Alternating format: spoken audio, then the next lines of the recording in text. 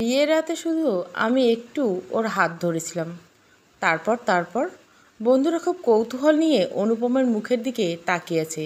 অনুপম whisky গ্লাসে শেষ চুমুক দিয়ে বলল, ও হাতটা আস্তে করে ছাড়িয়ে নিয়ে ভয়ে গুটি গুটি মেরে সরে গেল। আমার আর একটু সাহস বেড়ে গেল। আমি কম্বলের তলায় ওর হাতটা টেনে নিয়ে আঁকিবুকি করতে লাগলাম। দোস্ত, আমার খুব এক্সাইটেড লাগতেছে। তারপর বৌদির সাথে কি করলি? সিধু মুখে হাত দিয়ে লাজুক হেসে বলল, তারপর আমি কিছু করিনি, যা করার ও করছে। রবি বলল, ও মাই গড, বৌদি এত রোমান্টিক। দোস্ত, তোর তো কপাল খুলে গেছে। সিধু বিরক্ত হয়ে বলল, চুপ করবি শালা, আগে অনুপমকে পুরো কথাটা শেষ করতে দেয়। অনুপম কাচের গ্লাসে আঁকিবুকি করতে করতে বলল, মাধবীলতা হঠাৎ চিৎকার করে উঠল। একে একে ঘরের সবগুলো লাইট জ্বেলে দিল। ওর মা বড় বোনকে পাশের ঘর থেকে টেনে নিয়ে এলো। কাঁদো কাঁদো কণ্ঠে বলল, বড়দি, এই বেটা মাঝরাতে ঘুম বাদ দিয়ে আমার হাত টানাটানি করছে। এত কাতুকুতু দিয়ে ঘুম ধরে? তোমরাই বলো। সবগুলো বন্ধু একসাথে খিলখিলিয়ে হেসে উঠল। সে কি দমফাটা হাসি। সিধু বলল, ইস।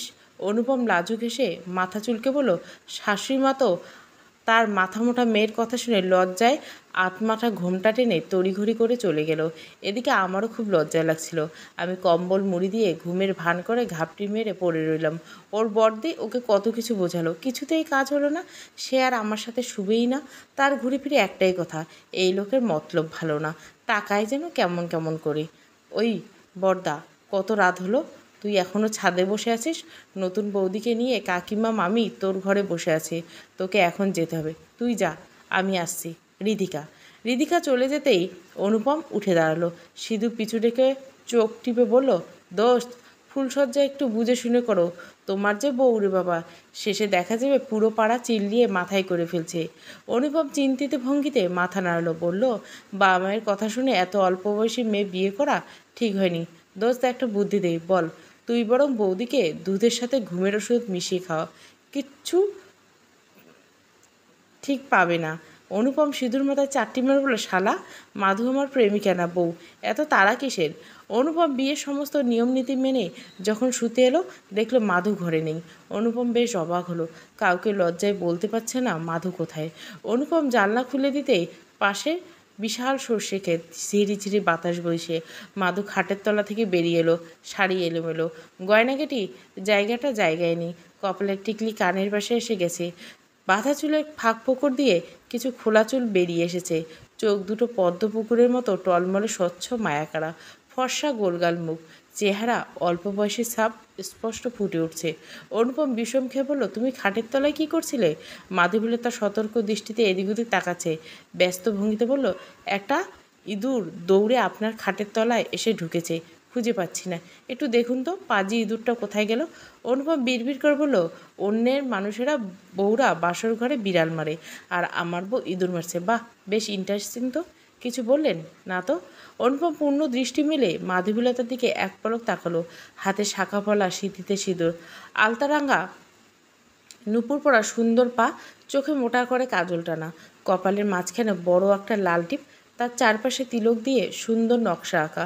অনুপম বার কয়েক শুকনো ঢোক গিল, বুকের ভিতর শিরশির করছে। আস্তে করে ঘরের দরজা চিটকিনি তুলে দিল। গম্ভীর কণ্ঠে বলল, শুতে আসো।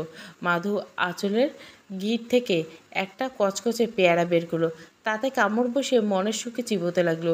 তারপর বড় আরাম করে বিছানায় পা ঝুলিয়ে বসলো। অনুপম পাশে বসে মাধুর এক হাত চেপে ধরলো, চোখে চোখ রাখলো। মাধু বড় বড় করে তাকালো, হাত কসলাতে থাকলো। শেষে অনুপমের পুরুষালী শক্তির সাথে না পেরে ঠোঁট উল্টে ভ্যা ভ্যা করে বাচ্চাদের মতো কেঁদে দিল। অনুপম চাপা শব্দে ধমক দিয়ে বলল, এই মাধু, তুমি কাঁদছো কেন? আপনাকে দেখলেই আমার খুব ভয় লাগে। কেন? আমি বাঘ না ভাল্লুক? মাধু নাক টেনে লজ্জিত ভঙ্গিতে ফিসফিস করে বলছে, আমার বান্ধবীরা বলছে আপনি কাছে আসলে আমার বাচ্চা হবে। আমি এখন কিছুতেই বাচ্চা চাই না। অনুপম শুকনো ঢোক গিললে ফিসফিস করে বলল, তোমার বান্ধবীরা আর কি বলেছে? কাউকে বলবেন না তো? না। মাধু নিচু কণ্ঠে বলল, ওরা বলছে আপনি একবার কাছে আসলে একটা বাচ্চা হবে, দুইবার কাছে আসলে দুটো বাচ্চা হবে। আমার তো এখন বাচ্চাই চাই না। আপনি কাছে আসলে ভয় করবে না বলুন? অনুপম হাসবে না কাঁদবে বুঝতে পারছে না। এই মেয়েটার বয়স 15 বছর, আর অনুপমের বয়স 27 বছর। এই মেয়েটার থেকে গুনে গুনে 12 বছরের বড় অনুপম। বাবাকে কত করে বোঝালো অনুপম সে কিছুতেই এত কম বয়সে ইম্যাচিওর মেয়ে বিয়ে করবে না, কিন্তু অনুপমের অশিক্ষিত সহজ সরল বাবা সে কথা বুঝলো তো। অনুপম শহরে চাকরি পর পর বাবা আর দেরি করলো না, রীতিমতো ঘটক করে মাধুর সাথে বিয়ে দিয়ে দিল। যেদিন অনুপমরা মাধুকে দেখতে গিয়েছিল সেদিন দেখলো মাধু আমবাগানে বান্ধবীদের সাথে দল বেঁধে জুতা জোর খেলছে, মাথায় দুটো বেনি বাঁধা, কোমরে ওড়না গুজা, নাকে বিন্দু বিন্দু ঘাম ঝরছে। বাবা মাধুকে জিজ্ঞাসা করলো, মা, নিপেনবাবুর বাড়ি কোথায়? খেলায় ব্যাঘাত ঘটায় মাধু বোধহয় একটু বিরক্ত হলো। খেলা বিরতি নিয়ে বাবার হাত টেনে ধরে নিপিনবাবুর বাড়িটা কোন দিকে দেখিয়ে দিকে এক ছুটে খেলতে চলে গেল। মাধুর মা আর বড়দি দুজনে মিলে খেলা ভঙ্গ করে মাধুকে আমাদের অগোচরে নিয়ে গিয়ে তৈরি করে দিল। মাধুকে যখন সাজিয়ে গুছিয়ে আমাদের সামনে আনা হলো, মাধু বাবাকে দেখে একগাল হেসে দিয়ে বলল, কাকু আপনারা আমাকে দেখতে এসেছেন? দেখতে সহজ সরল সুন্দরী গায়ের গড়নে মাধুকে আমার বাবা চট করে পছন্দ করে গেল। আমার যে খুব একটা খারাপ লাগছিল তা কিন্তু নয়। একটু আগে মাধু আমাকে যে কথা শোনালো, আমার আর মাধুকে শোয়ার সাহস হলো না। আমি কপালের উপর হাত রেখে টান টান হয়ে শুয়ে পড়লাম। আমার দেখা দেখে মাধু আমার পাশে এসে শুয়ে পড়লো। আকাশে থালার মতো বড় চাঁদ উঠছে, বিছানায় গোলাপ গাঁদা ফুল দিয়ে সাজানো, পাশে জীবন্ত নারীর শরীর, সব মিলিয়ে মোহময় পরিবেশ। আমার নিজের মাঝে লুকোনো কামুক পুরুষকে এখন খুব ভয় লাগছে। আমি চোখ মেলে তাকালাম। মাধু আমার গা ঘেঁষে গুটি গুটি মেরে ঘুমিয়ে আছে। মাথার চুল এলোমেলো, সিঁদুর লেপটে আছে, লিপস্টিক আঁকা সুন্দর ঠোঁটের ফাঁক দিয়ে নালা পড়ছে। আমি মুগ্ধ নয়নে মাধুকে দেখছি। এই চাঁদের মতো সুন্দর পুতুল বউটা এখন শুধু আমারই। ভাবতে একরাশ ভালো লাগা মনটা ভরে গেল। আমি খুব গোপনে মাধুর কপালে চুমু এঁকে দিলাম। আমার অস্থিরতা বেড়ে গেল। সাহস করে মাধুর কপালে এলোমেলো চুলগুলো সরিয়ে দিয়ে গালে একটা চুমু খেলাম। আমাকে ওর মুখের উপর ঝুঁকে পড়তে দেখে মাধু বড় চোখ করে তাকালো। ভয়ে এক চিৎকার দেওয়ার আগে আমি ওর মুখটা শক্ত করে চেপে ধরলাম। ও ধীরে ধীরে শান্ত হয়ে গেল। আমি ওর কানের কাছে মুখ লাগিয়ে ফিস করে বললাম, বিয়ের পর নতুন বউকে চুমু খেতে হয়, এটাই নিয়ম। মাধু খুব লজ্জা পেল, চোখ নামিয়ে সন্ধিহান গলা বলে, সত্যি তো? কুয়াশাচ্ছন্ন সুন্দর সকাল, জানলার পর্দা ভেদ করে মিঠা রোদ আমার মুখে লুটোপুটি খাচ্ছে। ভেবেছিলাম ঘুম জড়ানো চোখ মিলে প্রথমে আমার নতুন বউয়ের কোমল মুখখানি দেখব, কিন্তু না, মহারানী ঘরে নেই। কি জানি কোথায় গেল। নতুন বউ একা একা টোটো করে সারা বাড়ি ঘুরে বেড়ালে লোকে মন্দ বলবে, সেই বোধটা আমার বউয়ের মাথায় নেই।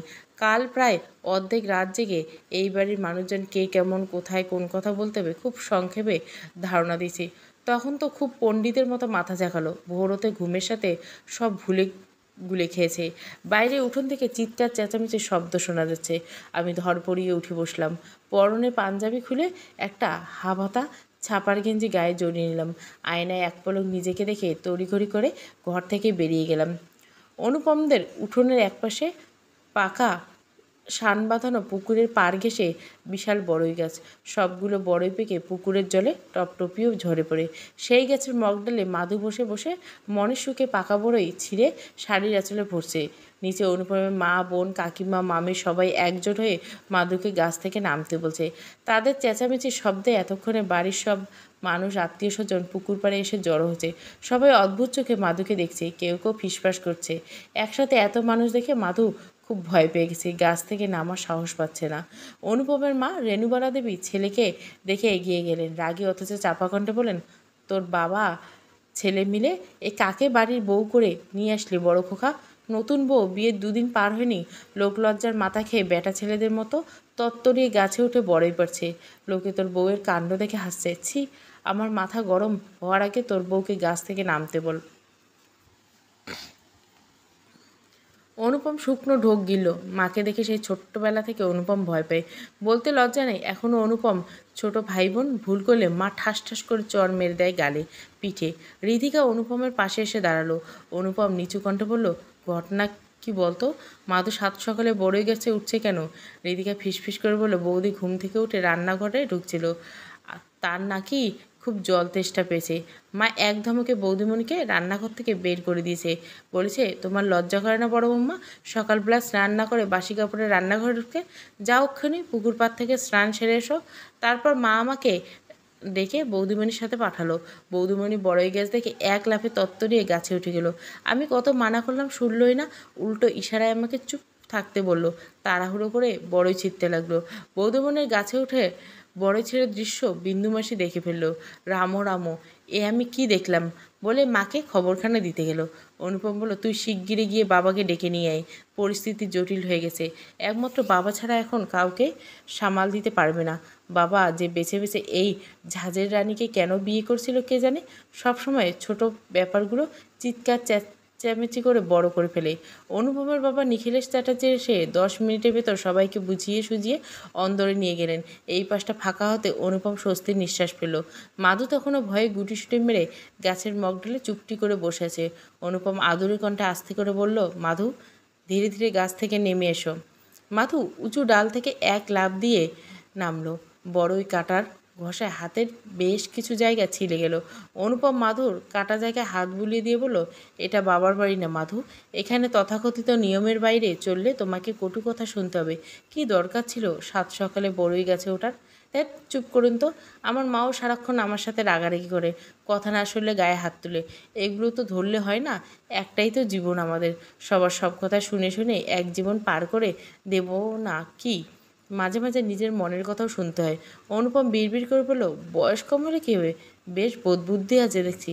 রিধিকা বলল, বড়দাদা ভাই, তোরা দুজনে বরং স্নান সেরে নেই, আমি প্রাইভেট পড়তে যাব, আমার দেরি হয়ে যাচ্ছে। ঠিক আছে, তুই বরং আমার লুঙ্গি গামছা আর সাবানটা দিয়ে যা। রিধিকা যেতে যেতে বলল, সে দেবক্ষণ। মাধবীলতা নুপুর পড়া পায়ে রিমঝিম শব্দ তুলে সিঁড়ি দিয়ে হাঁটু জলে নেমে গেল। অনুপম গায়ের গেঞ্জিটা একটানে খুলে ফেলল। মাধবীলতা সাঁতার কাটতে কাটতে বেখেয়ালে অনুপমের দিকে তাকালো। অনুপম দেখতে বেশ লম্বা চওড়া, ফর্সা বুকে ছোট ছোট কালো লোম, মেদিন পেটানো শরীর, মাথার ঘন কালো চুলগুলো স্টাইল করে ছোট করে রাখা, ফর্সা গালের বাম পাশে একটা গর্তের মতো কাটা দাগ, সুন্দর চোখ মুখ, এক মুঠো মিঠে রোদ অনুপমের গায়ে লুটোপুটি খাচ্ছে। সম্পূর্ণ খালি গায়ে অনুপমকে দাঁড়িয়ে থাকতে দেখে মাধবীলতা কেমন যেন লাগলো, চোখ নামিয়ে নিল। বেহায়া দু চোখ বেশিক্ষণ সামলে রাখতে পারল কই। আবারও খুব সাবধানে অনুপমের সারা শরীর ঘুরে এলো। কিশোরীর বাঁধ ভাঙা প্রথম প্রেম বুঝি এসেই গেল। মাধু চোখ ফিরিয়ে নিল। আনমনে সাঁতার কাটতে কাটতে শাড়ি পেঁচিয়ে গেল, ব্লাউজের সাথে কানের দুল আটকে গেল। মাধুকে গলা জলে ছটপট করতে দেখে অনুপম জলে নেমে এক হাত বাড়িয়ে দিল। মাধু মাথা নিচু করে ফেলল। অনুপমের হাতে মৃদু কাপা হাত রাখলো। অনুপম মাধুর খুব কাছে চলে এলো। মাধুর ঘাড়ে অনুপমের উত্তপ্ত এক একটা গরম নিঃশ্বাস ঢেউয়ের জোয়ারের মতো আছড়ে পড়ছে। অজানা সুখ সুখ অনুভূতি মাধুর দেহ মন একটু একটু করে বিবশ করে এলো। অনুপম মাধুর কানের দুলের আংটাটা খুব যত্ন করে ছাড়িয়ে নিল। অনুপমের পুরুষালী স্পর্শে মাধুর তিত্তির করে কাঁপছে। অনুপম ঘোর লাগা দৃষ্টি মেলে তার প্রিয়তমার দিকে বড় আগ্রহ নিয়ে তাকালো। আবেগী কণ্ঠে বলল, এই ভেজা কাপড়ে তোমাকে দেখতে একটু বেশি সুন্দর লাগছে মাধু। আজ থেকে তোমার স্নান করার জন্য এই পুকুর নিষিদ্ধ। আমি চাই না আমার মাধুকে আমি ব্যতীত অন্য পুরুষ দেখুক। মাধু দু হাতে লজ্জায় মুখ ঢেকে ফেলল। ইস, বুকের ভিতরে বালিকার প্রথম প্রেমের দোলা দিয়ে এক ঝাঁক রঙিন প্রজাপতি মনের সুখে উঠছে। নতুন বউ আত্মাটা ঘোমটা টেনে খাটের কিনারে চুপটি করে বসে আছে। প্রতিবেশীরা একটু পর পর মাধুকে দেখতে আসছে। সকালবেলা সবার খাওয়া হলো, এখনও মাধুকে কেউ খেতে ডাকেনি। পেটের ভিতর খিদেই চুচু করছে। মাধুকে এতক্ষণ অভুক্ত রাখা নিজের বাড়ি হলে সারা পাড়া চিল্লিয়ে মাথায় করে ফেলতো। তারপর মা পিছু পিছু ভাতের থালা নিয়ে ঘুরতো। মাধু প্রথমে একটু রাগ দেখাতো, গাল ফুলিয়ে অভিমান করত। তারপর মায়ের মন ভোলানো কথায় লক্ষ্মী মেয়ের মতো খেয়ে নিত। এখানে তো কেউ ভুলেও মাধুর খাওয়া কথা বলে না। অনুপম বা রিধিকা আশেপাশে নেই যে ডেকে একটু ভাত চাইবে, না কি শ্বশুরবাড়িতে কেউ খেতে দেয় না, কি জানি বাবা, এটাও বোধহয় একটা নিয়ম হবে। এমনিতে বিয়ের দুদিন উপর ছিল মাধু, যদিও বড়দের লুকিয়ে চুকিয়ে এটা সেটা খেতে দিয়েছিল। সকাল পেরিয়ে বেলা গড়ালো, তখন মাধুর খাওয়ার জন্য ডাক পড়ল। পরক্ষণে পেটের অতিরিক্ত খিদাটাও মরে গেছে। রন্ধনঘরে মাধুকে পিড়ি পেতে বসতে দেওয়া হলো। মাধু আশেপাশে বাড়ির সব মহিলারা খাওয়ার জন্য গোল হয়ে বসে গেল। এই বাড়িতে চেয়ার টেবিলের ব্যবস্থা আছে, তবে বোধহয় মেয়ে বউরা সেখানে বসে খায় না, মাটির পিঁড়িতে বসে খায়। সকালে লুচি, ছোট ছোট মাংসের পিস করে বুটের ডাল ও সবজি রান্না করেছে। বুটের ডাল সবার পাতে এক হাতা করে পড়লো। মাধুকে দেওয়ার আগে শেষ হয়ে গেল। পছন্দের একটা খাবার একটু ভাগে পেল না মাধু। ভাবতেই খুব কান্না পেল। কান্না গিলে ফেলে শুধু সবজি আর বাসি পায়েস দিয়ে দুটো লুচি খেলো মাধু। রেণুবালা এক পলক মাধুর দিকে পূর্ণ দৃষ্টি মেলে তাকালো। হয়তো বেখেয়ালি নিজের তিক্ত অতীত মনে পড়ে গেল। খেতে খেতে মাধুদের শুনিয়ে যাদের উদ্দেশ্য করে বলল, আমাদের শাশুড়িমা বলতো, বউকালের জ্বালা শাশুড়িকালের সুখের ডালা। কত সকাল বা রাত আমরা শুধু একবেলা দুমুঠো শুকনো মুড়ি আর ভরপেট ভাত খেয়ে কাটিয়ে দিয়েছি, তাই না দিদি? খাওয়া দাওয়া শেষ হতে বিন্দুমাসি সব এঁটো থালা বাসন কলতলে ধুতে নিয়ে গেল। রেণুবালা মাধুকে বলল, বড় বৌমা। মাধু চোখ মেলে তাকালো। রেণুবালা বলল, আজ দুপুরের পর সব অতিথিরা চলে যাবে। আজ সবাই তোমার হাতের রান্না খেতে চেয়েছে। সব পদ রান্নার দরকার নেই, 1-2 পদ রাঁধো। মাধু শুকনো ঢোক গিলল। কম করে হলো 25-30 জনের রান্না। এত রান্নায় কতটুকু তেল মশলা দিতে হয় তাই তো মাধুর জানা নেই। মাধু যে রান্না করতে পারে না তা কিন্তু নয়, তবে এতগুলো মানুষের রান্না মাধু পারে না। মাধু তাও সাহস করে বলল, আমাকে মশলার পরিমাণ করে দেখাই দিলে পারবো মা। রেণুবালা কটমটিয়ে তাকালো, চাপা কণ্ঠে বলল, ঘটক মশাই যে বিয়ের আগে বলেছিল মেয়ে রূপে লক্ষ্মী, গুণে সরস্বতী। মেয়ের এত প্রশংসা শুনেই তো ছেলে বিয়ে দিলাম। সারা জীবন তো হাত পুড়ে রান্না করে খেলাম। এবার তো আমাকে ক্ষমা দাও।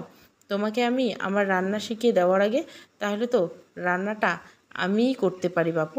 বিন্দু উনুন জেলে ভাত, বেগুন ভাজা, শাক ভাজা রান্না করে নিবেক্ষণ। তুমি বরং শুধু ইলিশ ভাপা খাসির মাংস আর মাছের মাথা দিয়ে মুগ ডালটা করে নিও, ব্যাস। আমার কোমর ব্যথাটা বেড়ে গেছে, আমি একটু বিশ্রাম নিব। কথাগুলো বলেই চাবির তোড়াখানা হাতে নিয়ে গাল ভর্তি পান চিবোতে চিবোতে রেণুবালা চলে গেল। এখন মাধুর খুব ইচ্ছে করছে এক ছুটে নিজের বাড়ি চলে যেতে। এত মানুষের রান্না কি করে রাঁধবে মাধু? অনুপমের ছোটো মামি মাধুর পাশে বসলো। বলল, নতুন বউ মন খারাপ? না, খুব টেনশন হচ্ছে।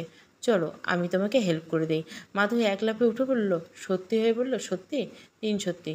আসলে অনুপমের মা মানে আমার বড় ননসটা একটু সেকালে টাইপের, বড় চড়া মেজাজি। ওনার কথায় তুমি কিছু মনে করো না নতুন বউ। মাধু জোরে জোরে মাথা ঝাঁকালো। এত বড় কড়াইয়ে হাতা নাড়তে চাড়তে মাধুর খুব কষ্ট হচ্ছে। এই শীতেও নেমে ঘেমে একাকার অবস্থা। মামি পরিমাণ করে মশলা তেল দিয়ে দিল।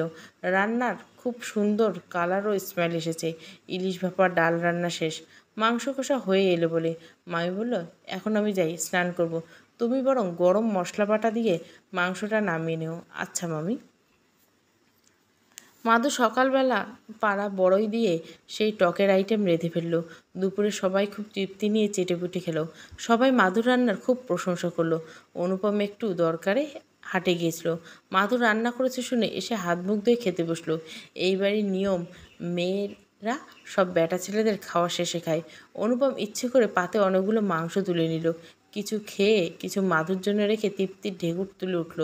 কলতলা যাওয়ার আগে মাধুকে ডেকে জোরে জোরে বলল, তুমি বরং আমার এঁটো পাতে খেয়ে নিও মাধু, না হলে এতগুলো মাংস শুধু শুধু নষ্ট হবে। মাধু মাথা ঝাঁকালো। রেণুবালা ছেলের চালাকি চট করে ধরে ফেলল। নিমেষে অশান্ত মনটা তিতা বিষে ভরে গেল। কই, কখনো অনুপমের বাবা তো তার জন্য পাতে মাংস রেখে খাওয়া ছেড়ে উঠে যায়নি।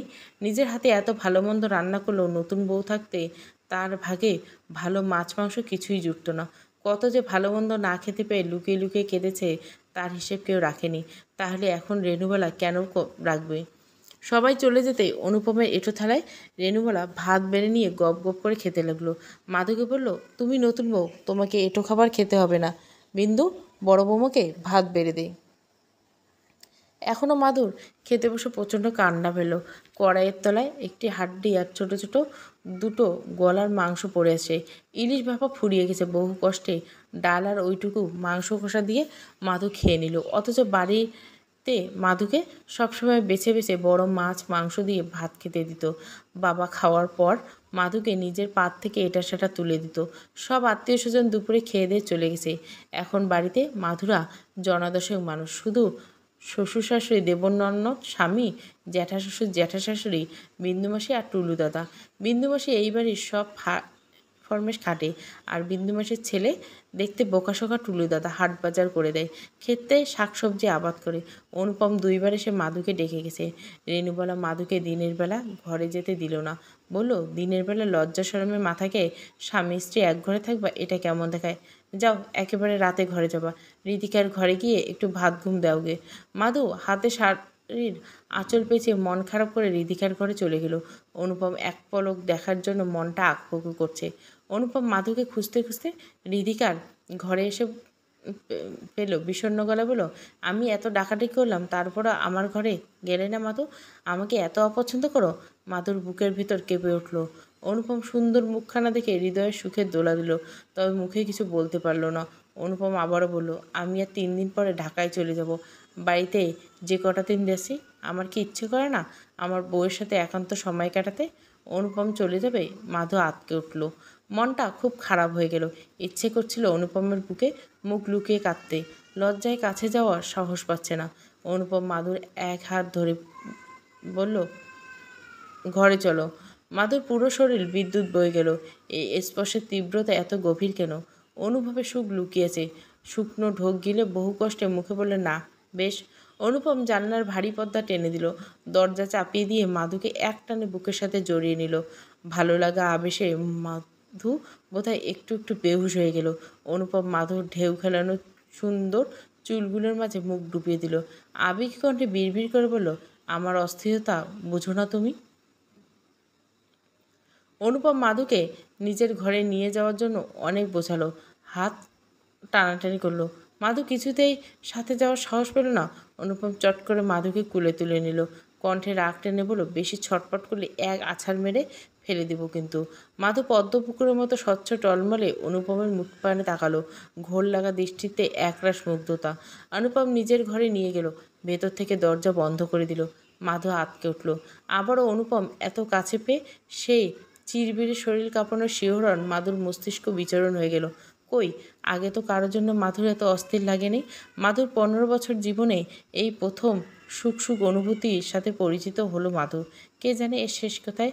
অনুপম আলমারি খুলে কি যেন বের করলো, তারপর হাত দুটো পেছনে লুকিয়ে মাধুর খুব কাছে চলে এলো। যতটা কাছে এলে একে অপরের গরম নিঃশ্বাসের আবেশে মাতাল হওয়া যায়, ঠিক ততটা কাছে। মাধু হাত দিয়ে শাড়ির মুঠো করে চেপে ধরলো, দাঁত দিয়ে নিচের ঠোঁট কামড়ে ধরে নিজেকে নিয়ন্ত্রণ করার চেষ্টা করলো। অনুপম মাধুর মুখে আলতো করে ফু দিল। মাধু আবেশের চোখ দুটো বুজে ফেললো। অনুপম ফিসফিস করে বলল, আমি না বলা পর্যন্ত চোখ দুটো খুলবে না প্লিজ। মাধু হ্যাঁ সূচক মাথা ঝাঁকালো। খোলা জানলার ভিতর দিয়ে এক ঝাপটা বাতাস এসে মাধুর চোখে মুখে উপচে পড়ছে। মাধুর চোখের পাপড়িগুলো তিরতির করে কেঁপে উঠল বোধহয়। অতিরিক্ত লজ্জায় মাধুর ভিতরে ভূমিকম্প শুরু হলো।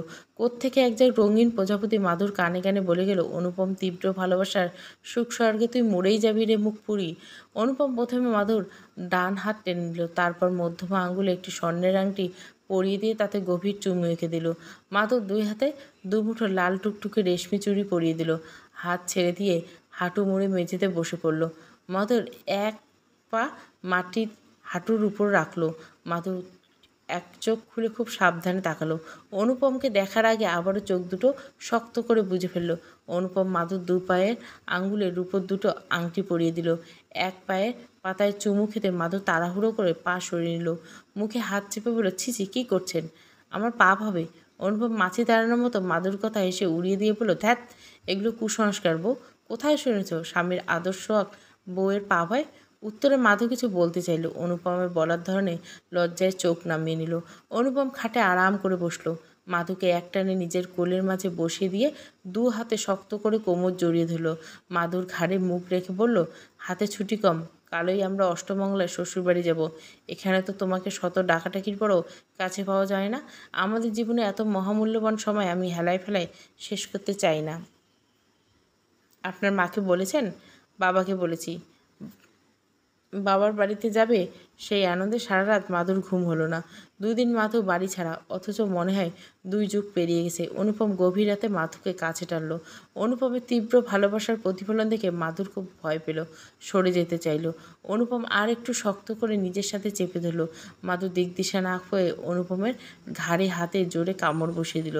এত জোরে কামড় দেওয়াতে রীতিমতো হাত কেটে রক্ত পড়ছে। মাধু শব্দ করে কেঁদে উঠল। অনুপম অভিমান করে মাধুকে ছেড়ে দিল। কাটা জায়গায় হাত বুলিয়ে পাশ ফিরে শুয়ে পড়ল। মাধু আর অনুপমকে ডাকার সাহস পেল না। ইস, মানুষটার কতখানি হাত কেটে গেছে, মাধুই বা কী করবে? এত জোরে চেপে ধরায় মাধুর দম বন্ধ হয়ে আসছিল। মাধু টিভিতে দেখেছে মুভির ভিলেনরা এইভাবে নায়িকাদের সাথে ধস্তাধস্তি করে, নায়িকার শাড়ি খুলে লজ্জা হরণ করে। অনুপম মাধুর বর হয়ে কেন মাধুর সাথে এত খারাপ আচরণ করলো? কাল বাড়ি গিয়ে এই বিষয়ে বড়দিদিকে বলতে হবে। এত কিছুর পরে মানুষটা মাধুর থেকে আঘাত পেল। কেন যেন একটু ভালো লাগছে না, খুব কান্না পাচ্ছে। আজও খুব ভোরে মাধুর ঘুম ভাঙলো। ঘুম থেকে উঠে একা একা পুকুর পাড়ে গিয়ে স্নান করলো। অনুপম যদিও গতকাল মানা করেছিল, বুঝ হওয়ার পর থেকে পুকুরে স্নান করার অভ্যাস মাধুর। তোলা জলে স্নান করতে ইচ্ছে করে না। মাধু যখন ভেজা কাপড়ে চুপি চুপি বাড়ি ঢুকলো, বিন্দুমাসি কলতলায় বাসনপত্র ঘষা মাজা করছিল। মাধুকে দেখে লজ্জামাখা হাসি দিল। মাধু একটু হাসি বিনিময় করলো। স্নান ঘরে গিয়ে কাপড় পাল্টে নিল। অনুপমদের পুরনো আমলের 2 তলা বাড়ি গ্রামে ঢোকার মুখেই পড়ে। বাড়ির সামনে বিভিন্ন ফুল আর ফলের বাগান। বাগানের মাঝখান দিয়ে একটু হেঁটে গেলে বড় গেট। গেটের সামনে ইট বিছানো রাস্তা। বাড়ির পেছনে বিশাল ক্ষেত। ক্ষেতে সব ধরনের ফসল হয়। বর্ষার জোয়ারের পানি এসে যদিও ক্ষেতগুলো সব ডুবে যায়, পানি শুকিয়ে পলি মাটি জমলে কৃষকরা মনের সুখে বিভিন্ন শস্য বীজ রোপণ করে। বাড়ির অনেকখানি উঠোন জুড়ে পাকা করা। বিকেলে সব মেয়ে বউরা দল বেঁধে গল্প করতে আসে, ধান সরিষা শুকাতে আসে। মাধু তার সাজার সরঞ্জাম নিয়ে গিয়ে পা দুটো মেলে রোদে বসলো। মুখে ক্রিম মেখে মাথা ভর্তি সিঁদুর পরলো। কপালের মাঝখানে লাল টিপ পড়লো। খোপা চুলের লম্বা চুলগুলো রোদে শুকাতে দিয়ে পায়ে সময় নিয়ে আলতা পড়ল। রেণুবেলা উঠোনে এসে বলল, শুধু পটের ভেবে সাজলে হবে বড় বৌমা? রন্ধনের কত কাজ পড়ে আছে, সে খেয়াল আছে? কি করতে হবে মা? বলে বলে তোমাকে কয়টা কাজ করাবো মা? সকালে ডাল লুচি করতে হবে, ডাল বেঁধে লুচি ভেজে ফেলো। আর হ্যাঁ, আজ তো তোমরা অষ্টমঙ্গলায় যাবে, উঠোন নিভিয়ে দিও না।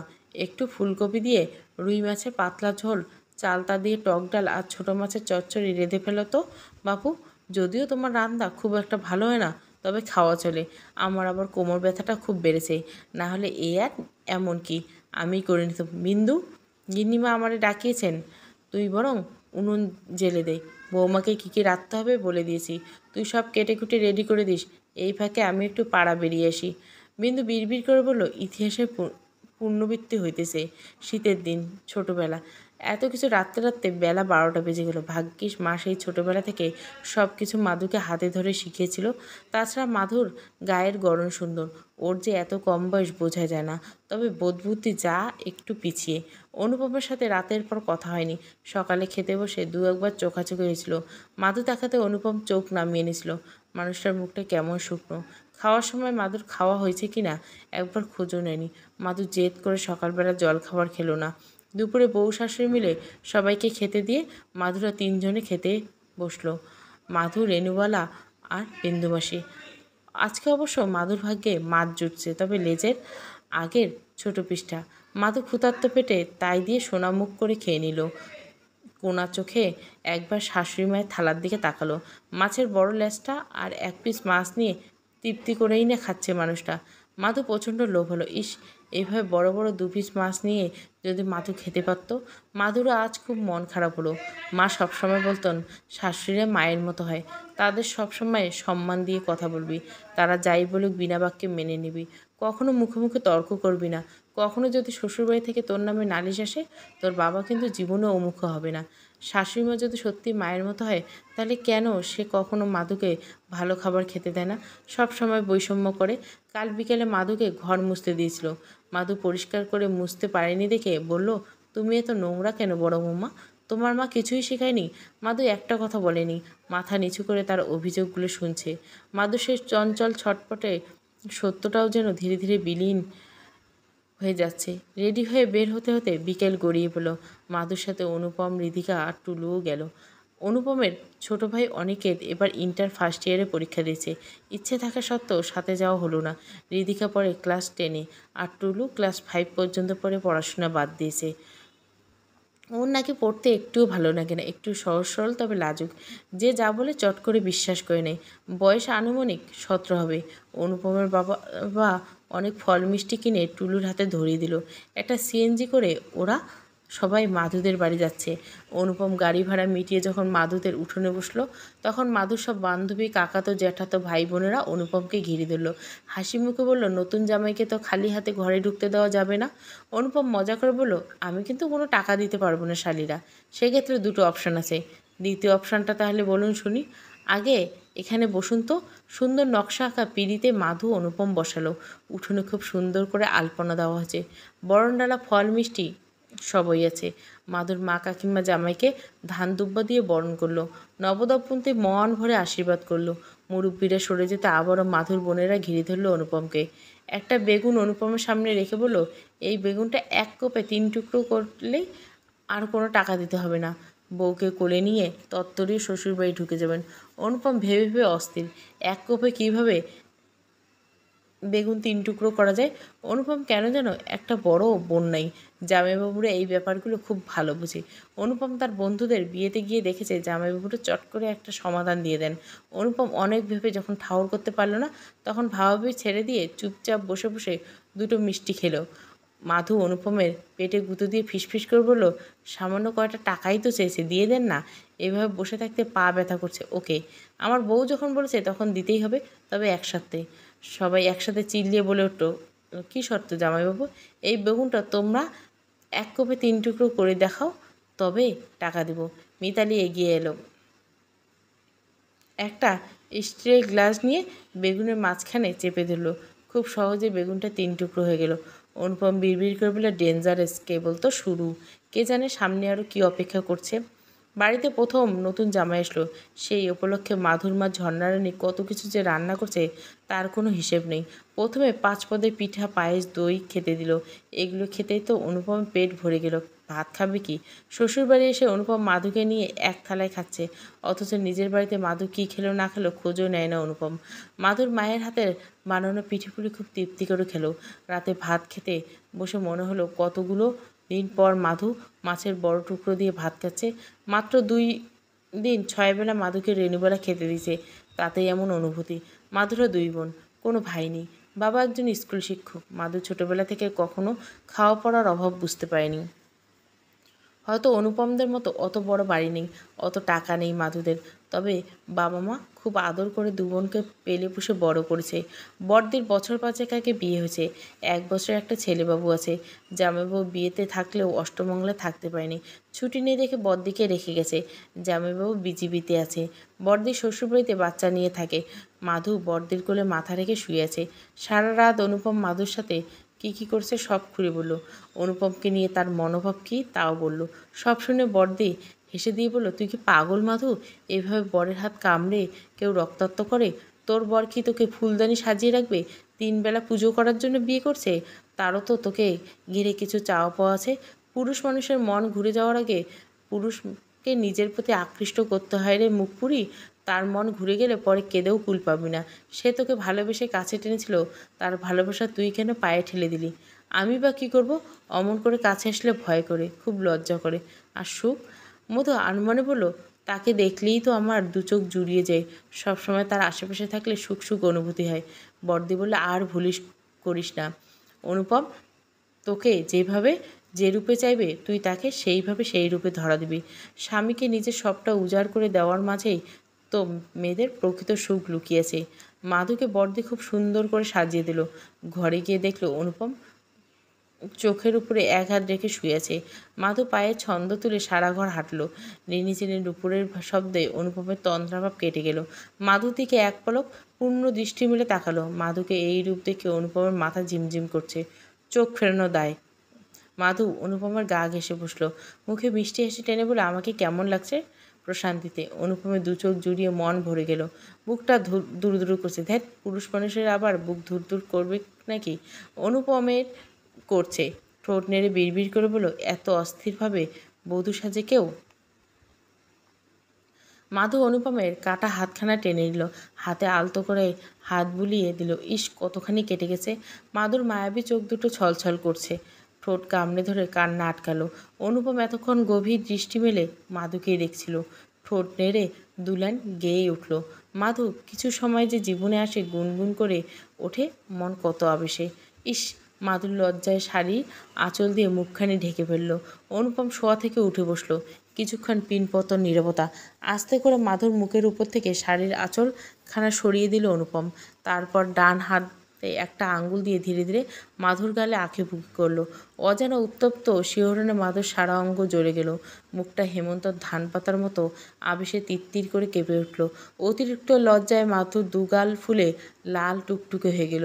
অনুপম মাধুর গালে ঠোঁট রেখে দীর্ঘ চুমু খেল। মাধু ছটপটে সরে যেতে চাইল। মাধু যে ইদানিং কি এক অসুখ হয়েছে, এই মানুষটা দূরে গেলেও জ্বালা, আবার কাছে এলেও জ্বালা।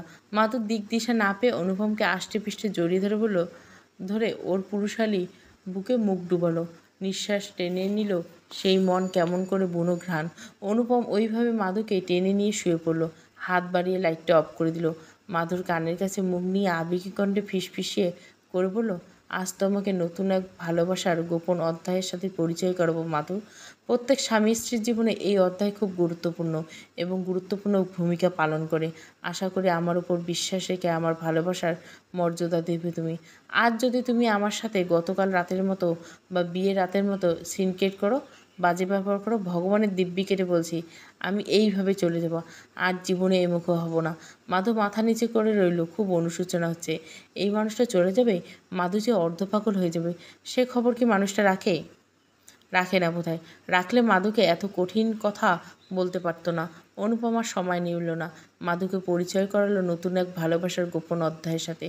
এত স্বামী সুখী বুঝি মাধুর কপালে লেখা ছিল? ছিল তো।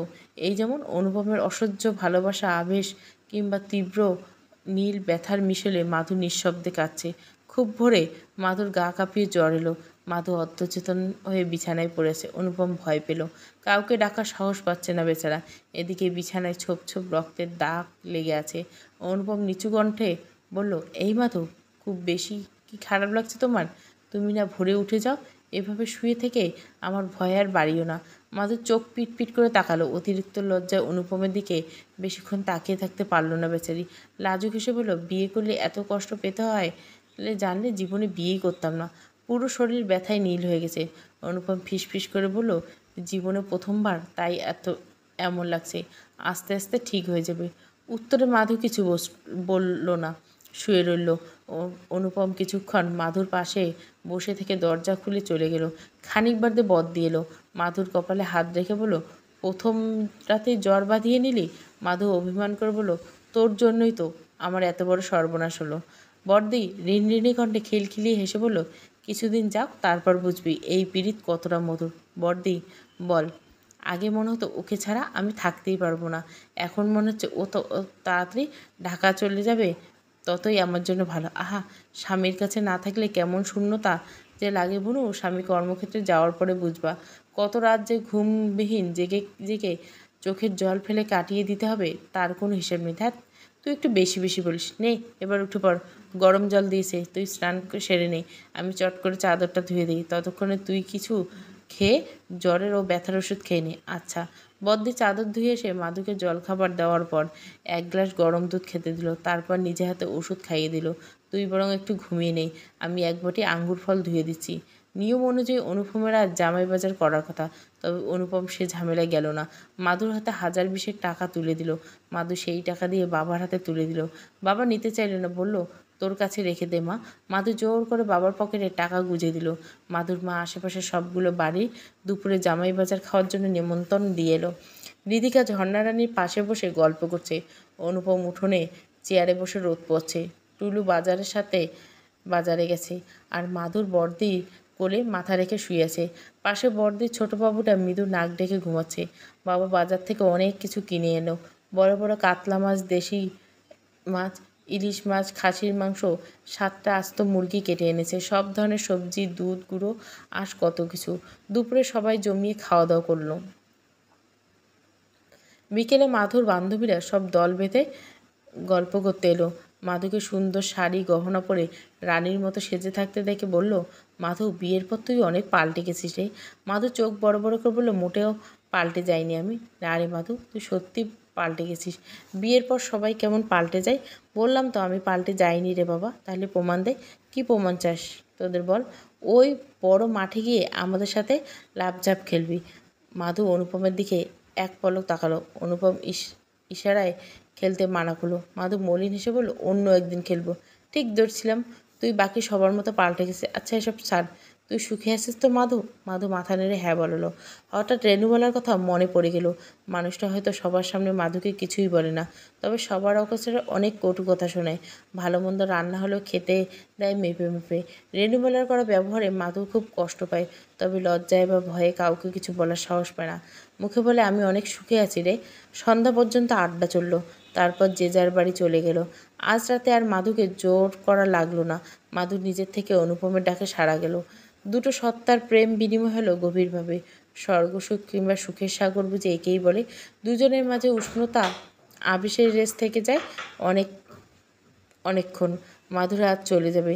ঝর্ণা রানী রান্নাবান্নার চাপে দুদণ্ড মেয়েকে সময় দিতে পারেনি। সকাল থেকে কাজের ফাঁকে ফাঁকে চোখ মুছছে। মাধুরা সারাক্ষণ হৈ হৈ করে বাড়ি মাতিয়ে রাখত। মেয়েটা চলে যাওয়ার পর থেকে ঝর্ণা রানী কিছুই ভালো লাগে না। মাধু পেছন থেকে আচমকা মাকে জড়িয়ে ধরে রইল অনেকক্ষণ। ঝর্ণা রানী চোখ মুছে বলল, দেখি সর না মাধু, শাশুড়িমা কখনো মা হয় না, তাই না মা? ঝর্ণারানী চিন্তিত মুখে বলল, হঠাৎ একথা বলছিস কেন? কিছু হয়েছে? মা, এমনি বললাম। মাধু, কিছু হয়ে থাকলে আমাকে বল। কি হবে? কিছু তো অবশ্য হয়েছে। আরে না, তুমি যা ভাবছো তা না। আমি ওই কাজ না বললে একটু বকাঝকা, ও এই ব্যাপার, সে তো আমিও করতাম। তুমি আমাকে বকলে আমার একটুও খারাপ লাগতো না। উনি আমাকে অল্প একটু বকলে আমার খুব খারাপ লাগে, কান্না পায়। নারী জাতটা হলো জলের মতো তরল পদার্থ মা। তাকে যখন যে পাত্রে রাখা হয় সে তখন সেই রূপ ধারণ করে। তারাই এখন তোমার আপনজন। তাদের মন থেকে আপন করে নিবি, দেখবি আর খারাপ লাগবে না। মাধু আনমনে সম্মতিসূচক মাথা নাড়ল। আজ মাধুর বিদায় বেলা, প্রচুর কাঁদল। ঝর্ণারানীর চোখের জলে মেখে বিদায় দিল। এই পথঘাট, চেনা নদী, চেনা বাড়িঘরগুলো একটু একটু করে চোখের আড়াল হতে মাধুর কিশোরী অবুঝ মনটা বিষণ্ণতায় ভরে গেল। অনুপম সারাটা পথ মাধুর এক হাত শক্ত করে চেপে ধরে রইল। বাড়িতে এসে যে যার ঘরে চলে গেল। মাধু একটু বিশ্রাম নিয়ে নিচে নামতে রেণুবালা বলল, খুব তো বেড়ালে মা, এবার সন্ধে নামার আগে রাতের রান্নাটা সেরে ফেলো তো বাপু। অনুপম মাধুকে খুঁজতে খুঁজতে নিচে এসে বলল, মাধু, তুমি এখানে কি করছো? আমি কাল ঢাকা ফিরবো, শিগগির ব্যাগ থেকে তোমার শাড়িগুলো নামিয়ে ফেলো। আমি জামা কাপড় গোছালো। অনুপম একগাল হেসে বলল, আর বলিস না, কত করে বললাম বড় বৌমা সবে এলে একটু বিশ্রাম নাও। না, সে কি এখন রাখবে? তোর বউকে নিয়ে আমি আর পারি না বাপু। যাও যাও, স্বামী ডাকলে হাতের কাজ ফেলে জলদি যেতে হয়। আমার আবার কোমরের ব্যথাটা বেড়েছে। অনুপম বলল, আচ্ছা তুমি তাহলে রাতে আমাকে ব্যাগ গুছিয়ে দিও। এখন মায়ের হাতে হাতে রান্নাটা সেরে নাও। মাধু সারা বাড়িতে ধূপগন্ধ দেখিয়ে রাতের রান্নাটা সেরে ঘরে যেতে যেতে রাতের 8টা বেজে গেল। মাধু কোমরে আঁচল গুছে ব্যাগ থেকে শাড়িগুলো নামাতে নামাতে বলল, মা খেতে ডাকে, তুমি চট করে খেয়ে আসো, আমি বরং ওই দিকটা গুছিয়ে ফেলি। অনুপম পেছন থেকে মাধুকে আলতো করে জড়িয়ে ধরল। মাধুর ঘাড়ে মুখখানা রেখে বলে, এত দেরি করলে কেন মাধু শোনা? তুমি চোখের আড়াল হলে আমার আকুল হৃদয় বড্ড ছটফট করেছে। মাধু মুখ টিপে বলে, ঢং। রাতে অনুপম ভরপেট খেয়ে দে ফুলবাবু সেজে পাড়ার গলিতে ব্যাডমিন্টন খেলতে চলে গেল। প্রায় 2 ঘন্টা যাবৎ অনুপম চোখের আড়াল হয়েছে। ওই সময়টুকু একা ঘরে মাধু কেটে কেটে একাকার অবস্থা। এই মানুষটা চোখের আড়াল হলে মাধুর কেমন যেন দম বন্ধ হয়ে আসে, কিছুই ভালো লাগে না। মাধু কত করে মানা করলো, কাল তো চলেই যাবেন, আজ আর কোথাও যাওয়ার দরকার নেই। অবদ্ধ মানুষটা মাধুর কথা শুনল না। এতটুকু সময়ে মাধুর দৃষ্টি অগোচর গেলে সহ্য হচ্ছে না। অনুপম চলে গেলে একা ঘরে কি করে থাকবে মাধু? মানুষটা 3 দিনে কী এমন জাদু করলো মাধুকে? রাতে ঘামার্ত শরীরে ঘরে ঢুকলো অনুপম। জামা জুতো টেনে টেনে খুলল। মাধু শুয়েছিল। অনুপমকে দেখে ধরপড়িয়ে উঠে বসলো। আর চোখে অনুপমের খালি শরীরের দিকে মুগ্ধ চোখে তাকিয়ে রইল। ইস, মানুষটা কেমন ঘেমে নেমে একাকার অবস্থা। অনুপম মাধুর হাত ধুয়ে এসে মাধুর শাড়ির আঁচল দিয়ে মুখ মুছল। মাধুর খুব অভিমান হলো। একদিনে যেমন অনুপমকে এত কাছে পেয়ে ভালো লাগছে, অন্যদিকে আগামীকাল চলে যাবে পেয়ে খুব কান্না পাচ্ছে। অনুপম মাধুর হাত দুটো চেপে ধরতে মাধুর মোছড়ামুছি করে ছাড়িয়ে নিয়ে পাশ ফিরে শুয়ে পড়ল। অনুপম মাধুর মুখের উপর ঝুঁকে পড়ল। মাধুর গালে ঠান্ডা হাত রেখে গাঢ় স্পর্শ করলো। কী হয়েছে মাধু? মাধু কী যেন কান্না পেল, অভিমান করে বলল, ছাড়ুন, আমি ঘুমাবো। অনুপম মাধুর নাকে গালে নাক ঘষে বলল, ছাড়বো না। বলো আগে কী হয়েছে। কী হবে বলো না মাধুসোনা, কাল তো চলেই যাবেন, এত করে মানা করলাম, আমার কথা উপেক্ষা করে এত রাতে গেলেন। রাগ করে না মাধুসোনা, এই তো আমি এসে গেছি। মাধু চোখের কোণে জল মুছল। সেই আপনার প্রিয়জন, আপনি শুধু আমার কাছে আসেন। মাধু তাকাও আমার দিকে। মাধু পদ্মপুকুরের মতো মায়াকাড়া চোখ মেলে তাকালো। কারেন্ট নেই, মেঝেতে মোমের বাতি জ্বলছে। মোমবাতির উষ্ণ আলোতে অনুপমের সুন্দর মুখপানে তাকিয়ে থাকতে কী যে ভালো লাগছে মাধুর। এই মানুষটা চোখের সামনে থাকলে মাধুর সব অবসাদ ক্লান্তি ম্যাজিকের মতো দূর হয়ে যায়। মাধু বিড়বিড় করে বলল, হে ভগবান, আমার সবটুকু আয়ু দিয়ে এই মানুষটাকে বাঁচিয়ে রেখো তুমি। কিশোরী মন, প্রথম প্রেমে সারাক্ষণ অনুপমকে নিয়ে কত কিছু ভেবে যায় মাধু। ভাবনাতে যেন সুখ সুখ অনুভূতি লুকিয়েছে। রাতে খুব গভীরভাবে মাধুকে নিজের করে পেতে চাইল অনুপম। স্বামী নামক মানুষটার সাথে যতই রাগ অভিমান থাকুক, এত আকুলভাবে ডাকে সাড়া না দিয়ে থাকা যায়? মাধু নিজের বোকা বোকা রাগ জেদের কাছে হেরে গিয়ে অনুপমের ডাকে ধরা দিল অন্য রূপে। গভীর ভালোবাসা ও কিশোরীর আকুতি ভরা অভিমানে মিলেমিশে কেটে গেল দীর্ঘ রজনী। পরদিন ঘুম থেকে উঠতে মাধুর বেশ বেলা হয়ে গেল। একে তো অনুপমের ভালোবাসা তীব্র অনলে জ্বলতে জ্বলতে গভীর রাতে ঘুমিয়ে পড়ছিল, তার উপর অনুপম খুব ভোরবেলা মাধুকে ছাড়তে চাইল না। মাধুকে পেছন থেকে আষ্টে পৃষ্ঠে জড়িয়ে ধরে মাধুর চুলে মুখ ডুবিয়ে দিয়ে ঘুমিয়েছে অনুপম। মাধু নাড়াচাড়া করতে অনুপম বিরক্ত হয়ে বলে, এত ছটপট করো না মাধুসোনা, আজ চলেই তো যাব, একটু বেশি সময় আমার কাছে থাকোই না। এই কথার পর আর কোনো কথা চলে না। মাধু খুব ভয়ে ভয়ে পা টিপে টিপে ঘরের দরজা খুলে নিচে নামলো। রেণুবালা মাধুর জন্য মনে হয় উঠোনে বসে অপেক্ষা করছিল। মাধুকে দেখে ছুটে এলো, ছি ছি করতে করতে বলল, তুমি কেমন ধারা মেয়ে মানুষ, আকাশে রোদ উঠে গেছে অথচ তোমার বরের বিছানা ছাড়তে মন চায় না? বেহায়া মেয়ে মানুষ কোথাকার। আমার শাশুড়ি আমাদের সূর্য ওঠার আগে ঘুম থেকে তুলে দিত, একটু দেরি হলে মুখে যা আসতো তাই বলতো। বলি, এত বেলা করে বরের কাছে শুয়ে থাকলে বরের অমঙ্গল হয়, সে শিক্ষা দেয়নি তোমার মা তোমাকে? ছি ছি, তোমার বেহায়াপনা দেখে আমারই লজ্জা লাগছে। যাও শিগগির স্নান করে রন্ধন ঘরে যাও, বিন্দুকে বলে দেবক্ষণ কী কী রাখতে হবে। রেণুবরার কথাগুলো কড়া কণ্ঠপথে পাড়া বেড়াতে চলে গেল। মাধুর খুব মন খারাপ হলো। লজ্জায় শাশুড়িমায়ের মুখের দিকে তাকিয়ে থাকতে সাহস পায়নি। মানুষটা কেমন যে মাধুকে চোখ পেতে দেখতে পায় না কে জানে। অনুপম যাওয়ার সময় মাধুকে সবার গোচারে জড়িয়ে ধরতে মাধু অনেকক্ষণ কাঁদল। অনুপমকে মাধুকে ছেড়ে যেতে খুব মায়া লাগছে। মাধু মাথায় হাত বুলিয়ে দিয়ে বলল, এই পাগলি এইভাবে কাঁদে কেউ? আমি ছুটিতে আবার আসবো তো, তখন তোমাকে নিয়ে হানিমুনে যাব। আমার কোথাও যাওয়া লাগবে না, আপনি শুধু পাশে থাকলে হবে। আমার মনটা তো তোমার কাছেই রেখে যাচ্ছে মাধুসোনা। অনুপম নিচু হয়ে গাল বাড়িয়ে দিয়ে বলল, এখানে একটা ফার্স্ট ক্লাস চুমু খাও তো মাধুসোনা। মাধুর লজ্জা পেয়ে চোখ নামিয়ে নিয়ে বলল, ধ্যাত, তুমি বিয়ের পর থেকে এখনো পর্যন্ত নিজের থেকে একবারও আমাকে আদর করনি মাধুসোনা। আমি চলে গেলে কিন্তু খুব আফসোস করো। উফ, চুপ করুন তো আপনি, তাহলে আমার কথা রাখো না। বেশ, তবে চলে গেলাম। মাধুর বুকের ভিতর চাপা ব্যথায় মোচড় দিয়ে উঠল। অনুপমের শার্টের কোণা টেনে ধরল। অনুপম মুচকে আসলো, আবার গাল বাড়িয়ে দিল। মাধুর লজ্জাবতী পাতার মতো টলে গেল। ফিসফিস করে বলল, চোখ বুঝুন ওকে মহারানী। অনুপম চোখ বুঝতে মাধু আলতো করে চুমু এঁকে দিল। অনুপম শক্ত করে মাধুকে জড়িয়ে ধরল, কপালে চুমু খেয়ে বলল, আসি বউ। মাধু অনুপমের পিছু পিছু বাড়ির গেট পর্যন্ত এগিয়ে দিতে গেল। অনুপম বাবা মাকে প্রণাম করে সিএনজিতে উঠে বসলো। মাধুর চোখ দুটো ছলছল করছে, চোখের ঘন কালো পাপড়িগুলো ভিজে উঠছে। অনুপম চোখের আড়াল হতে কী এক শূন্যতা অনুভব করলো মাধু। এই কষ্ট একজন নতুন বউই বুঝে। ভাঙা মন মাথায় ভোতা অনুভূতি নিয়ে ঘরে ফিরল। মাধু শুয়েছিল। রেণুবালা মাধুর ঘরে এসে বলল, পরে পরে শুধু ঘুমালে হবে বড় বৌমা? কত কাজ পড়েছে বলি, সে খেয়াল আছে? মাধুর এই মানুষটাকে দেখতে ইদানিং খুব বিরক্ত লাগে, আবার ভয়ও লাগে। মুখে কিছু বলল না।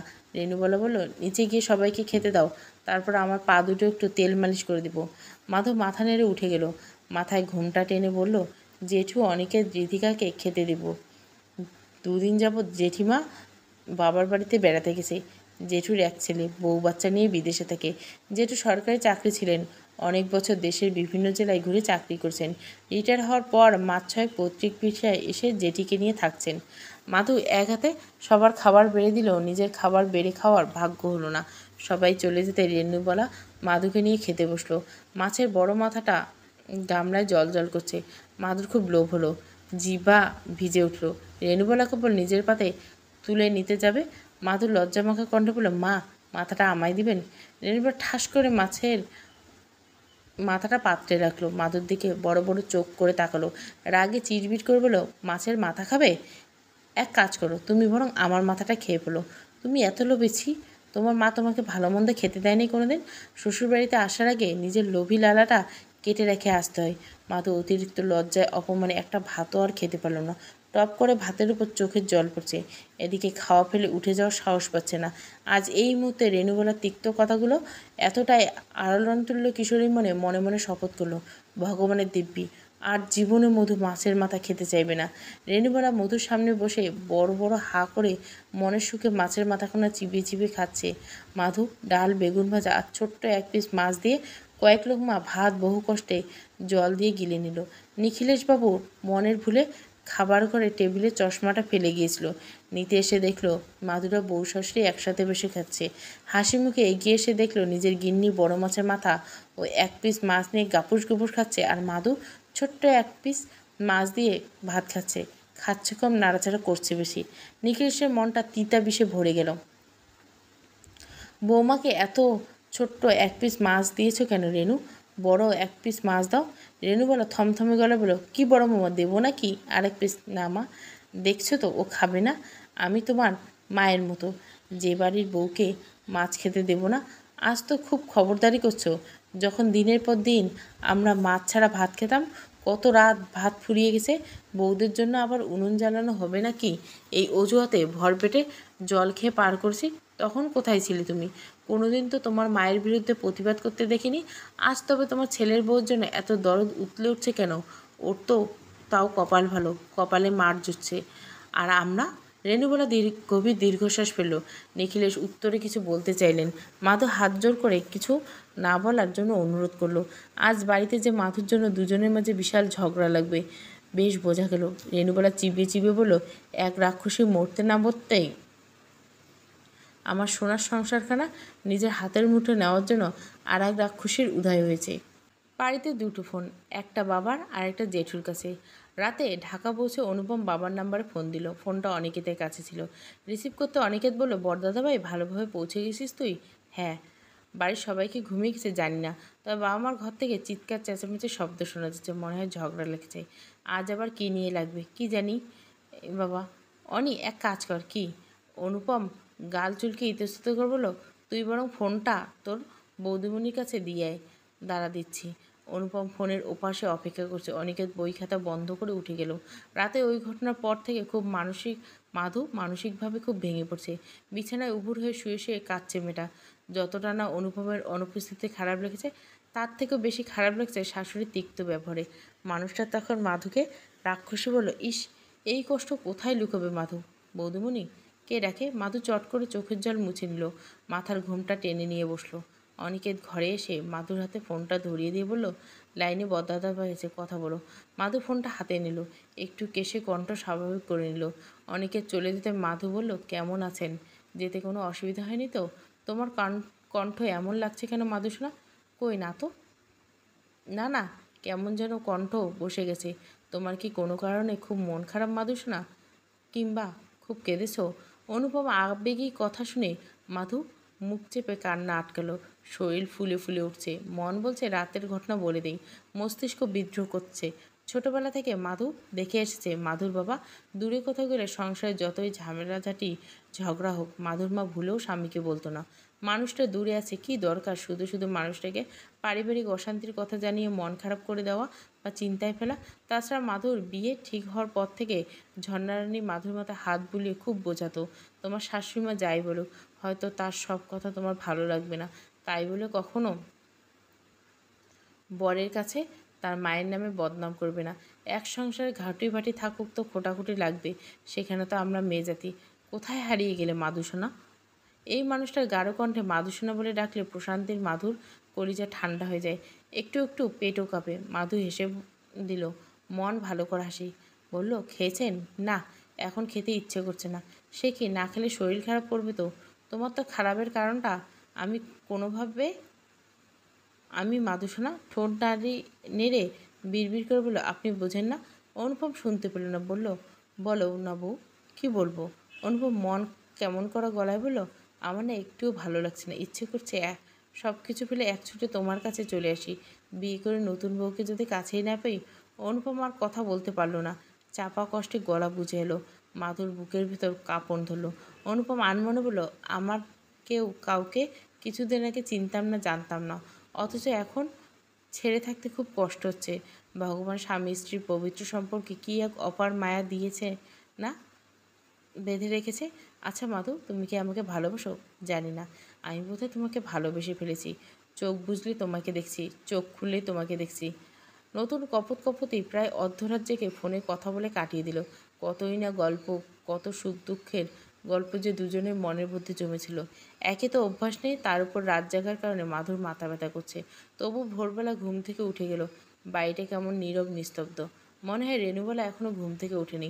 শুধু কলতলায় বিন্দুমাসির বাসনকোচর মাজা আওয়াজ পাওয়া যাচ্ছে।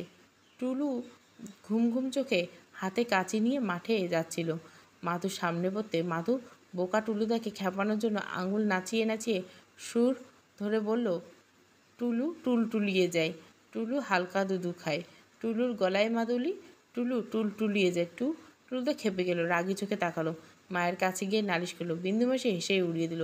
টুলু কাঁদো কাঁদো হয়ে বলল, বৌদিমণি খুব পছা। মাতুর দিনগুলো ভালোই কাটছিল, হাসি মজা, কখনো শাশুড়ি মায়ের কটু কথা শুনে তীব্র মন খারাপ। অনুপম মাঝে মাঝে আসে, দুরাত থেকে যায়, চলে যায়। বাবা কথায় কথায় একবার অনুপমকে বলেছিল মাধুকে সাথে নিয়ে যেতে। মা যেন বাড়িতে লঙ্কাকাণ্ড বাঁধিয়ে নিয়েছিল। রীতিমতো কেঁদে কেটে না খেয়ে অনশন গিয়েছিল, যে এই সংসারের জন্য অনেক করেছে। আজ যখন একটু সুখের মুখ দেখেছে, পরের মেয়ে ঘরে এসে যখন দুটো ভাত রেঁধে খাওয়াবে, তখন অনুপম বাবা মায়ের কথা না ভেবে বউ নিয়ে যেতে। রেণুবালা সারাদিন মধুকে সাপসাপান্ত করত। পরে ভয় পেয়ে মাধু আর অনুপমের সাথে যাওয়ার সাহস হয়নি। ঘটা করে ছেলে দেখা হচ্ছে। ছেলের বাড়িঘর থেকে সবার খুব পছন্দ। খুব শীঘ্রই হৃদিকার বিয়ে। দিনক্ষণ থেকে ছেলের স্বর্ণের চেন দিয়ে আশীর্বাদ করেছে। ছেলে সরকারি চাকরি করে, মাইনে ভালো, বেশ মোটা দাগের যৌতুক দিতে হবে, তাতে কি, মেয়েটা সুখী হলে হলো। হৃদিকার গতকাল মাধ্যমিক পরীক্ষা শেষ হয়েছে, আজ বিয়ে। নর্মালি আমি কোনো টিয়ে বাড়ি যাই না, তবে আমাদের পাড়ায় আজ বিশাল ধুমধাম করে হৃদিকার বিয়ে হচ্ছে। ওদের বাড়ির ডেকোরেশন ঘিরে, ডেকোরেশনের লোকেরা কি সুন্দর করে সাজিয়েছে। সন্ধ্যার পর থেকে পড়ার টেবিলে বসে কিংবা ছাদে গিয়ে গাছগাছালি ফাঁক ফুঁকো দিয়ে হৃদিকার বাড়ির দিকে তাকিয়ে থাকতে ইচ্ছে করছে। সানাই বাজছে, বাঁশির করুণ স্বর আমার ঘরের জানলা ভেদ করে মস্তিষ্কে আলোড়ন পড়লো। পোলাও, ইলিশ মাছ, রোস্টের গন্ধে চারিদিকে মোমো করছে। হৃদিকা আর আমি ছোটোবেলা থেকে একসাথে পুতুল খেলে বড় হয়েছি। যদিও আমি ওর থেকে গুনে গুনে 4 বছর বড়, তবু আমাকে তুই মুই বলে বলে। যদিও আমার নামের শেষে দা যোগ করে দেয়। কাকিমা মানে হৃদিকার মা বারবার আমাকে বিয়েতে যেতে বলেছেন। দিনে যেতে একটুও লজ্জা লাগলো। রাতে যখন ফুল দিয়ে খুব সুন্দর করে সাজানো বরের গাড়ি ওদের সামনে থামলো, তখন আমি ঘর থেকে বের হলাম। ধীর পায়ে এগিয়ে গিয়ে দেখলাম জামাই বরণ উৎসব দেখতে লাগলাম। হৃদিকা বৌদি এরা লাল শাড়ি পরে নতুন জামাইকে বরণ করতে এসেছে। হৃদিকার বর সাদা পাঞ্জাবি খয়েরি রঙের পরেছে, হাতে কালো ঘড়ি, কপালে চন্দনে ফোঁটা, মাথায় টোপর। দেখতে খুব একটা মন্দ না। বরযাত্রী গেট দিয়ে ঢুকে বউ দেখে খাবারের টেবিলে চলে গেল। ভাবটা এমন যেন গান্ডেপিণ্ডি গিলতে এসেছে। আমি নতুন বউকে যে ঘরে বসানো আছে, সেই ঘরে খাটের এক কোনায় চুপটি করে বসলাম। হৃদিকাকে মা দুর্গার মতো দেখতে সুন্দর লাগছে। লাল টুকটিকে বেনারসি শাড়ি, গা ভর্তি সোনার গহনা, মাথায় টিকলি, নাকে নথ, কপালের মাঝখানে বড় লাল টিপের চারপাশে তিলকের নকশা আঁকা, চিকন সরু ঠোঁটে খুব সুন্দর করে লাল রঙা লিপস্টিক আঁকা, বড় মায়াবী দুচোখ, মোটা করে কাজল টেনেছে, মাথায় বড় করে ঘোমটা দেওয়া, হাতে শাখা পলা। হৃদিকাকে নতুন রূপে বারবার কয়েক শুকনো ঢোক গিললাম আমি। মনের ভিতর উত্তাল ঢেউ, বুকের ভিতর অসম্ভব কাঁপাকাঁপি। কই, আগে তাও ওর জন্য আমার এই অনুভূতি হয়নি। হৃদিকা আমাকে দেখে একটুখানি মিষ্টি আসলো, দুষ্টুমি করে বলল, কিরে দেবুদা, তুই পড়ার টেবিল ছেড়ে এখানে এসেছিস? আমি লজ্জা করে চোখ দুটো নামিয়ে নিলাম। পায়ে পা ঘষছি, ভাবছি এমন যেন আমার খুব শীত লাগছে। ভালো ছাত্র হওয়ার জন্য এলাকায় মা কাকিমাদের কাছে যেমন সুনাম, তেমন কেউ না পড়া না পারলে আমাকে আমার সমবয়সীর সাথে তুলনা করা দেখে ওরা আড়ালে আমার বদনামও করে। তাদের দলে রিধিকাও আছে। ওর দাদা রিধিকাকে আলপনা আঁকা পিঁড়িতে বসিয়ে পান পাতা দিয়ে মুখ ঢেকে বিয়ের আসরে নিয়ে গেল। আমি পিছে পিছে গেলাম। পুরোহিত মশাই মন্ত্র জপ করছে। রিধিকার বাবা কন্যা সম্পাদন করে উঠল। রিধিকা যখন এই লোকটার সাথে মালাবদল করলো তখন আমার বুকের ভিতর একটু একটু করে ভেঙে গেল। আমার এত কান্না পাচ্ছে, আর একটু হলে জোর করে কেঁদে দিতাম। কত কষ্টে যে নিজের আবেগ লুকিয়েছি, এখন মনে হচ্ছে বিয়ে না হলেই ভালো হতো। এই মেয়েটাকে আমি কবে এতটা ভালোবেসে ফেলেছি। লজ্জাবতী প্রথম পর্ব। ভালো লাগলে অবশ্যই লাইক, শেয়ার এবং সাবস্ক্রাইব করবেন। Thank you for watching. পুরো গল্পটা প্লেলিস্টে পেয়ে যাবেন। লজ্জাবতীর প্লেলিস্ট।